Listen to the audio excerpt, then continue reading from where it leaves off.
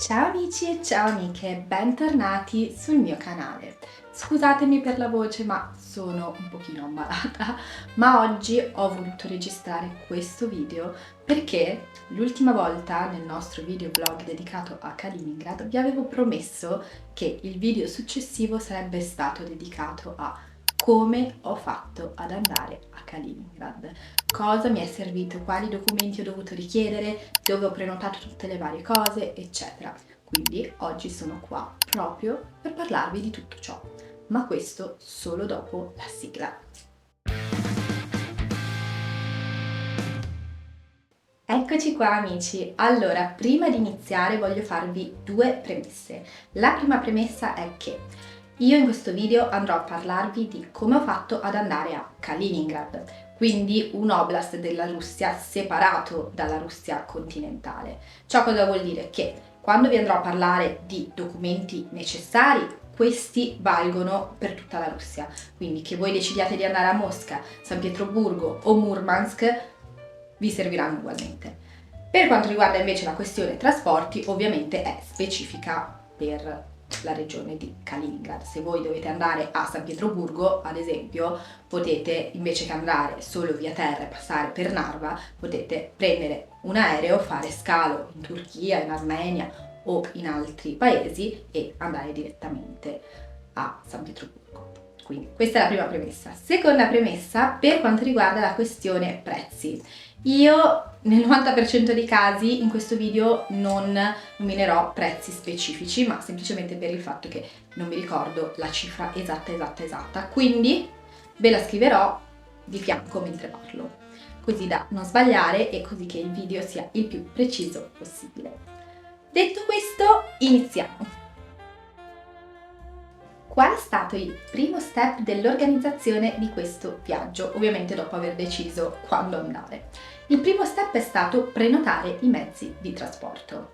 Il primo mezzo che ho prenotato è stato l'aereo. Infatti il modo più comodo, veloce, facile per arrivare a Kaliningrad è quello di passare per la Polonia, più precisamente per Danzica, che è una città nel nord della Polonia che dista pochissimo dal confine con Kaliningrad.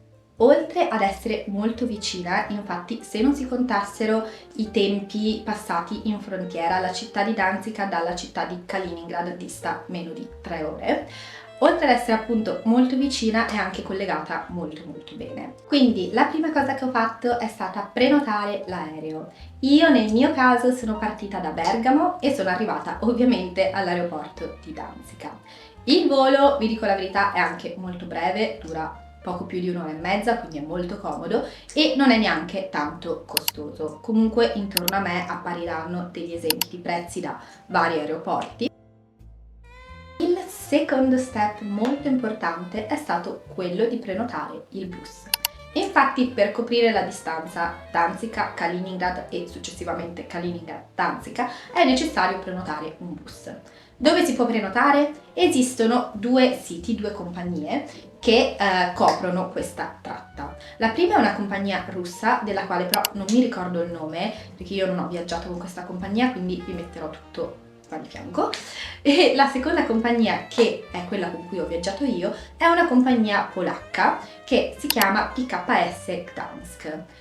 I biglietti possono essere acquistati anche direttamente alla stazione, ma io sinceramente vi consiglio di acquistarli prima online dal sito da casa, perché semplicemente perché i posti sul bus sono limitati e sì, è vero che non è una tratta particolarmente battuta, infatti anche al confine non ci sono file chilometriche, però onde evitare di dover rimanere giù ad aspettare il bus successivo, io vi consiglio di prenotare da casa. L'unico piccolo problema del sito di PKS Gdansk è che è tutto in polacco, quindi munitevi di traduttore. Però è davvero molto semplice, è come qualsiasi altro sito di ricerca di prenotazione di mezzi di trasporto, come magari può essere Flixbus o anche semplicemente Trenitalia, quindi dovete semplicemente inserire data, ora, punto di partenza, punto di arrivo e lui vi darà la disponibilità e basta, dovete semplicemente pagare. Adesso vi faccio un piccolo appunto, ovvero la frontiera Danzica-Kaliningrad è una frontiera terrestre, quindi che si attraversa via terra. Ciò cosa vuol dire? Che potete attraversarla anche in auto. Io vi sconsiglio onestamente di andare lì con la vostra auto, ma per il semplice fatto che i controlli sono davvero lunghi e dovete richiedere davvero tanta documentazione. Ci sarebbe un altro modo però per attraversarla in auto, non con la vostra auto, diciamo, ovvero quello di affidarsi a dei transfer privati, quindi ci sono delle persone che si mettono a disposizione la loro auto per portarvi da Danzica a Kaliningrad o da Kaliningrad a Danzica. È un servizio che costa un po', sì, però si può fare, ma io sento lo stesso di consigliarvi il bus. Perché? Perché il bus, una volta arrivati in frontiera, ha una via, diciamo, preferenziale. Infatti bus e auto si trovano su due file differenti e i controlli destinati ai bus sono molto più veloci rispetto a quelli delle auto. Le auto vengono rivoltate come dei calzini, vengono aperti cofano, bagagliaio, viene controllato il sotto della macchina, tutta la documentazione. Ai passeggeri che viaggiano in auto vengono fatti aprire tutti i bagagli, insomma veramente un casino. Invece se viaggiate con il bus i controlli sono molto più leggeri. I controlli del bus si limitano alla gente che sale e controlla chi è seduto, i controlli nei bagagliai, quelli sotto dove vengono messe le valigie, e stop. E l'autista che ovviamente consegna i suoi documenti e i documenti del mezzo. Stop. Con il bus voi dovete solamente prendere le vostre valigie, andare dagli agenti di frontiera, mostrare i vostri documenti, quindi passaporto, carta d'identità, ma basta il passaporto, visto e assicurazione, e basta, far passare le valigie sotto lo scanner come in aereo e avete fatto. Mi è molto più comodo, molto più scorrevole. Difatti i controlli di frontiera non durano tantissimo, in realtà durano un'ora, che può sembrare tanto ma non lo è assolutamente. Io sia all'andata che al ritorno sono stata ferma in frontiera 2 ore, che per gli standard sono pochissime. E sono stata ferma 2 ore perché per l'appunto un'ora è per i controlli e un'ora invece purtroppo sia all'andata che al ritorno sono dovuta rimanere lì ad aspettare. All'andata perché un passeggero è stato trattenuto un po' di più per dei controlli aggiuntivi e al ritorno perché davanti a noi c'era un altro bus, quindi se i controlli durano un'ora e davanti avete un altro bus dovete aspettare la sua ora, ecco. E quindi ecco, io vi consiglio di prendere il bus. Sappiate che c'è anche questa possibilità nel caso, quindi di affidarsi a dei transfer privati. Vedete voi. Terzo step, prenotare l'alloggio. Come si fa a prenotare l'alloggio se le carte in Russia non funzionano, se Booking non offre più la possibilità di prenotare strutture nella Federazione Russa? Non vi preoccupate perché esistono dei siti che permettono di prenotare degli alloggi in Russia. Io ad esempio ho usato il sito Ostravok, ma esiste anche un altro sito che si chiama Zen Hotels e sono dei siti per l'appunto che fanno da tramite tra noi e le strutture in Russia.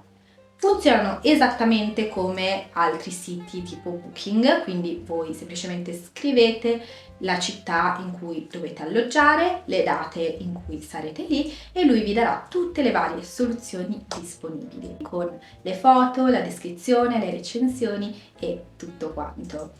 L'unico piccolo difettuccio è che ovviamente la scelta è più limitata, ridotta rispetto a quella che si poteva trovare su Booking. Però sinceramente trovate comunque molte strutture di diversi tipi, quindi hotel, appartamenti, diverse zone più centrali, meno centrali, diverse fasce di prezzo, quindi Sinceramente il problema non sussiste. Io, se volete saperlo, ho alloggiato in un hotel in centro, a 2 passi dalla cattedrale del Cristo Salvatore, l'hotel Europa, che si trova tra l'altro attaccato, cioè nella stessa struttura di un centro commerciale che credo si chiami anch'esso Europa. Vabbè, comunque mi sono trovata molto bene, è molto comodo come posizione, il personale è disponibile, insomma tutto comodissimo, quindi nel caso io ve lo consiglio. Ovviamente non è uno sponsor, ma semplicemente ve lo consiglio. Prenotare tramite questi siti vi permette di andare in Russia tranquilli, senza preoccuparvi di dover pagare la struttura lì, perché tramite questi siti avete la possibilità di pagare comodamente da casa utilizzando la vostra carta, senza fare niente, come pagate in qualsiasi altro sito, come pagate su Booking. Quindi non preoccupatevi, è tutto molto semplice.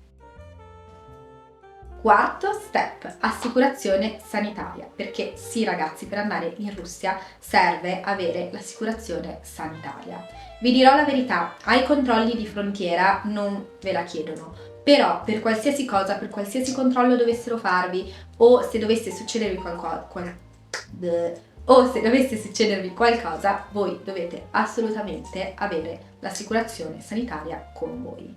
Anche perché una volta che farete la richiesta per ottenere il visto turistico, vi chiederanno che tipo di assicurazione avete, con quale compagnia. Quindi fatela.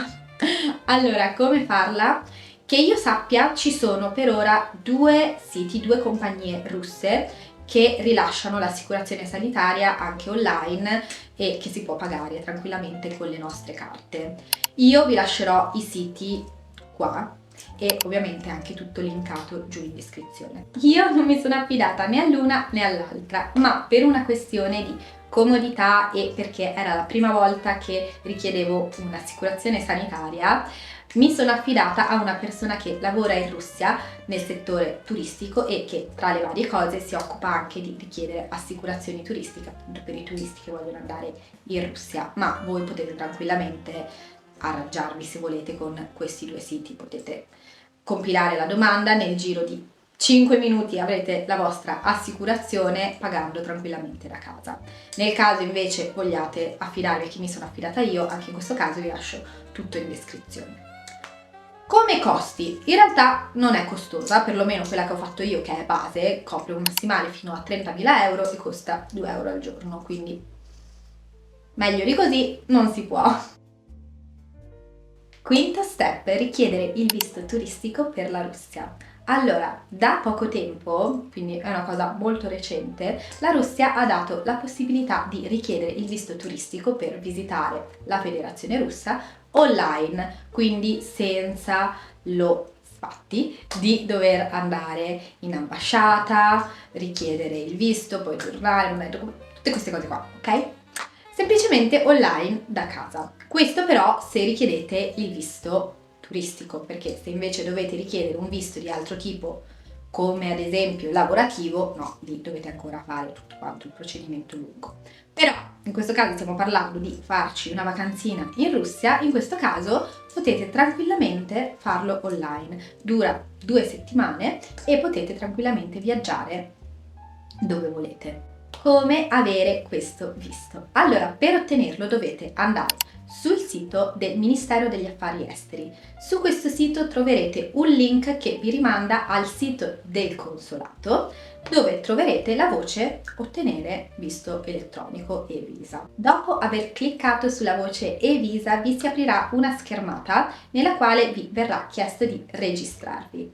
Dopo aver effettuato la registrazione potrete iniziare a compilare la vostra domanda per richiedere il visto elettronico, quindi mi raccomando munitevi anche di una tessera, una fototessera, perché dovrete inserirla, e munitevi di tutta la documentazione necessaria. Quali sono questi dati? Ovviamente i dati personali, quindi ad esempio il numero di passaporto e tutte queste cose qua, la tipologia di assicurazione sanitaria che avete e la compagnia con la quale avete questa assicurazione, e poi ci sono varie domande, ad esempio in che paesi siete stati negli ultimi 3 anni, se avete mai lavorato nell'esercito, tutte cose di questo genere. Inoltre vi verranno chieste informazioni come dove alloggerete in territorio russo, in quale struttura, in quale indirizzo, ed è per questo che ho messo il punto hotel prima del punto visto,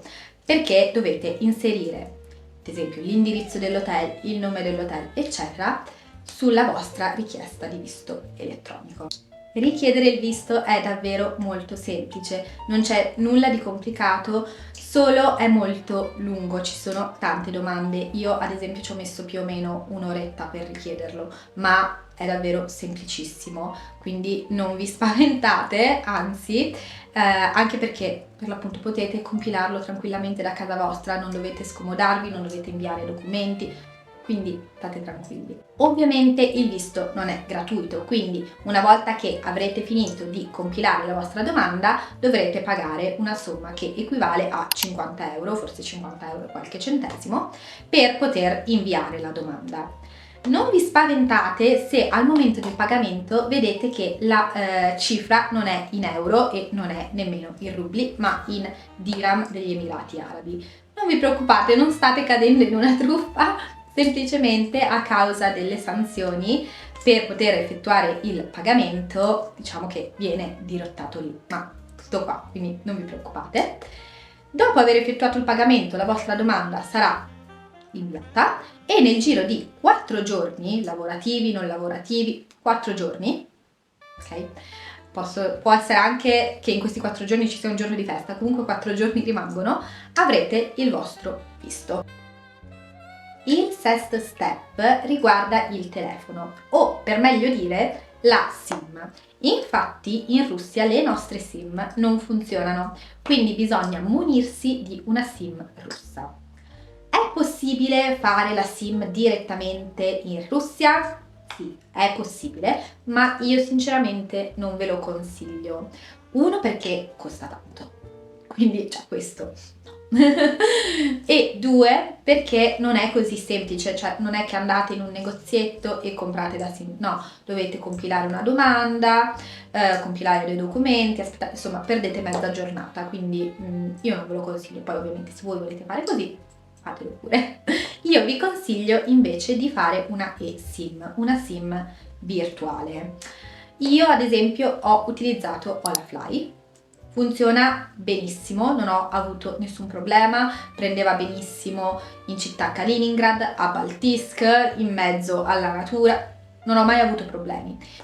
Sì, costa un pochino anche la eSIM, ma intanto meno di quella che fareste lì e in più avete internet illimitato, quindi non dovete neanche preoccuparvi di spegnere internet o di quanto consumate, eccetera.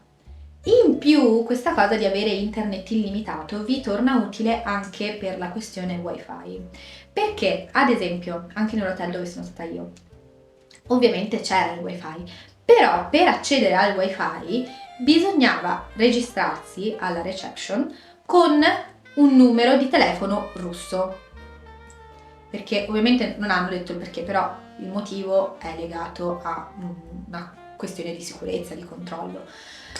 Potete farlo ovviamente, cioè non succede niente, potete farlo, però anche quello è comunque un procedimento in più. Se voi avete internet illimitato non dovete preoccuparvi del wifi, potete stare tranquilli e stop.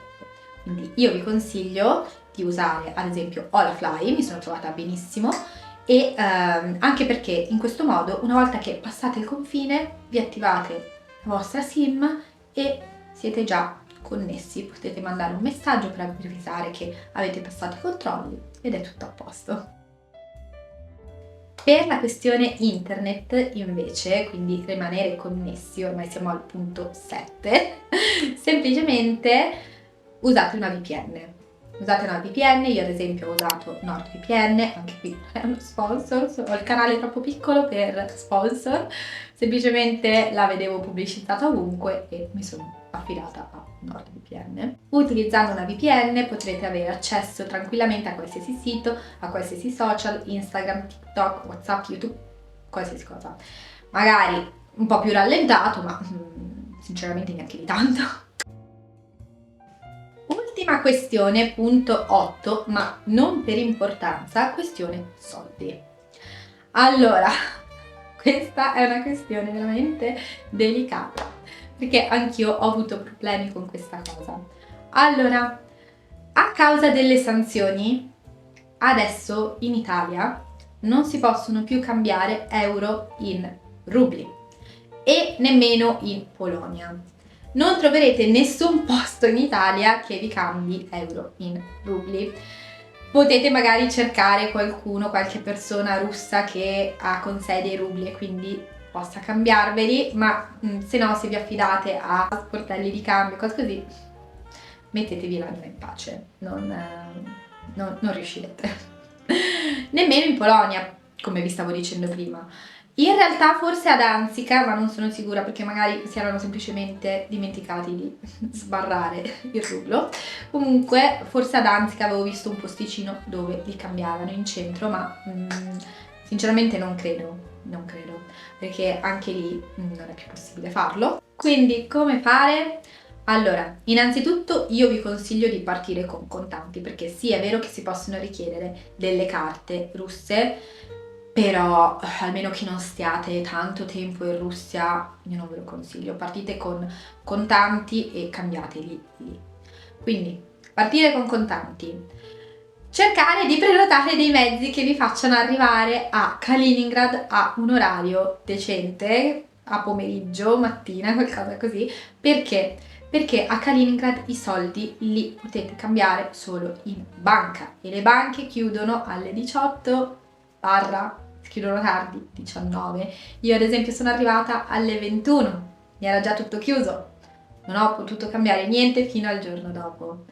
Sottolineo però che questa cosa vale per Kaliningrad, perché ad esempio se voi invece andate nella Russia continentale, quindi arrivate in aereo, in aeroporto, gli sportelli di cambio li trovate, quindi non avete il problema. Però se andate a Kaliningrad questo problema potreste trovarlo, quindi uno, cercate di prendere dei bus che arrivino prima.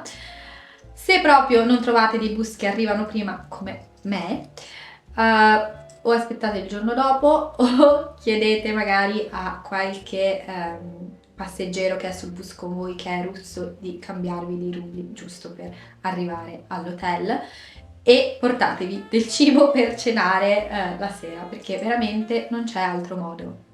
Non troverete altri modi per cambiare i soldi. E adesso qualcuno di voi potrebbe giustamente chiedersi: ma scusa, ma se io ho l'hotel, l'appartamento distante, devo camminare un'ora, come faccio? Non posso andarci a piedi, magari fa freddo, magari c'è la neve o semplicemente è buio, non conosco il posto e tutto.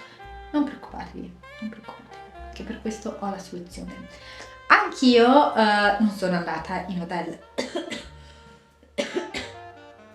a piedi, ma sono riuscita a prenotare da qua, dall'Italia, un taxi lì a Kaliningrad, grazie all'app, al sito gettransfer.com, credo, vabbè comunque ve lo scrivo qua, che in realtà non ha delle bellissime recensioni qua, però perlomeno a Kaliningrad funziona da Dio. Quindi nel caso io vi consiglio di utilizzare questo sito. Non è conveniente per niente, costa tanto, cioè se lì un taxi lo pagate con Yandex 2 euro per lo stesso tragitto, così lo pagate 20, e non sto scherzando perché è esattamente quello che l'ho pagato io, però almeno non avete il problema di dovervela fare a piedi, di dover cercare qualcuno che vi cambia 10 euro per poter prendere il taxi, insomma avete già tutto organizzato. Il mattino seguente, oppure se siete arrivati a un orario decente, il giorno stesso potrete dirigervi in banca.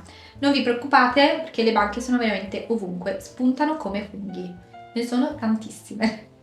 Vabbè, comunque, una volta entrati in banca dovrete dirigervi alla macchinetta, tipo quelle che ci sono anche qua, sempre in banca, o alle poste dove selezionate il ticket, e selezionare la voce cambio valuta. Ovviamente queste macchinette non saranno in inglese, ma in russo, quindi nel caso voi non sappiate il russo, il cirillico, non vi preoccupate perché vi lascio qua la foto del ticket che ho fatto io, così potete semplicemente copiare quello che c'è scritto qua, cioè selezionare la voce che c'è scritta qua. Dopo aver ottenuto il vostro ticket, semplicemente dovrete aspettare che sul tabellone appaia il vostro numero e una volta apparso il vostro numero dirigervi allo sportello indicato. Lì semplicemente consegnate gli euro e vi verranno dati dei rubli.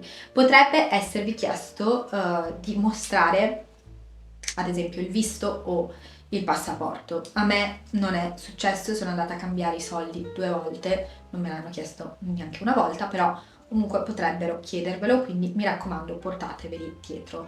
Non solo per andare in banca, questa cosa la sottolineo, portate dietro documenti, visto, assicurazione, eccetera, sempre, perché potrebbero fermarvi per strada per un controllo, insomma, dovete portarveli sempre, mi raccomando. E basta, credo di aver detto tutto. Se avete delle domande su qualcosa che magari ho dimenticato o ho tralasciato, scrivetemelo, fatemelo sapere che io risponderò il più presto possibile. E nulla, questo è tutto. Anche questo video è giunto al termine e la mia voce ci sta abbandonando, ma va bene così.